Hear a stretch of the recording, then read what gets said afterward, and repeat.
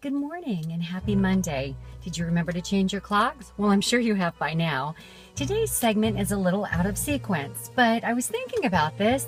Life is out of sequence, isn't it? Sometimes you just have to roll with the punches. And on Friday, and I've talked about this in the blog, but unexpectedly, clearly, there was a bomb scare at my son's school.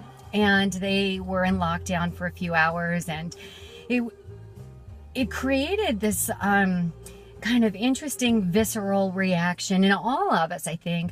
But I was thinking about how we all respond differently, that fight or flight response.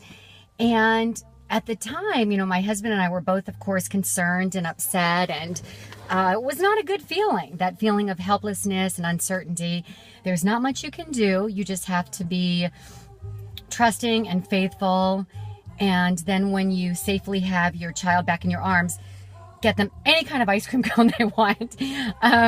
But that was Friday, and I didn't cry and I didn't freak out. I felt kind of numb, and it was strange. And then as I was driving to pick him up from school that afternoon, all of a sudden my hands got kind of clammy and I had chills a little bit and started to kind of get misty. And which is strange. I'm not a big crier. You guys should know by now, I express emotion, but usually it's laughter or humor or happiness or joyfulness. But when I get sad or scared, I usually don't yell and scream and hoot and holler, and I don't typically get very hysterical. That's just me. But everyone is different. And then yesterday, my son was skateboarding with his BFF in the neighborhood. These two are always together. And and his friend came barreling down a hill. We have a lot of steep hills in our neighborhood. And you know what happened next? He took a tumble. His hands were all torn up, and there was a neighbor there to care for him while Jimmy called, the boy's parents, and they took him over to urgent care. But when the dad came over, he just, yelled at them, and he's like, "You guys are idiots, and what were you doing?" And so when Jimmy came home, he was frightened for his friend and really upset about what had happened.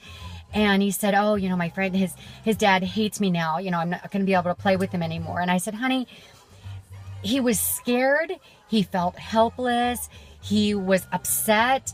And people respond in the moment differently.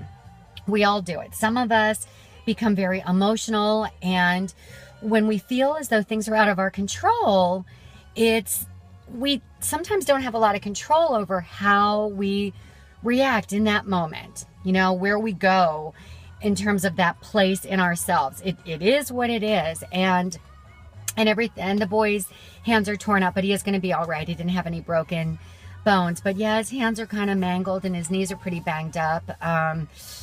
But it was very interesting because with Friday's incident and yesterday's, it's just one of those reactionary in a moment things. And how often is that in our lives? And it can be it doesn't have to be over a bomb threat or something that will require stitches, but it can just be a reaction in a moment to something that was said or something that happened or that you noticed. And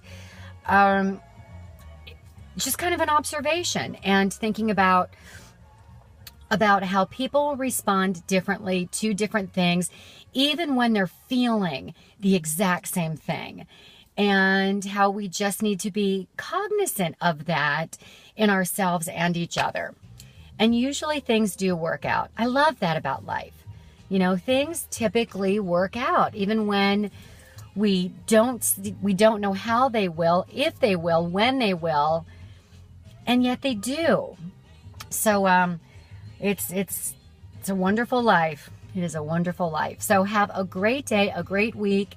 We'll talk about all the things that we were supposed to talk about this week in our blogs, but I just wanted to chat with you for a moment about this weekend's occurrences and just, kind of the thoughts that were prompted as a result. So got to go in, got to do this cardio. Have a wonderful day. Enjoy your late afternoons. Make the most of that time. Capitalize on this life. It's a good one. So, see you soon. Bye.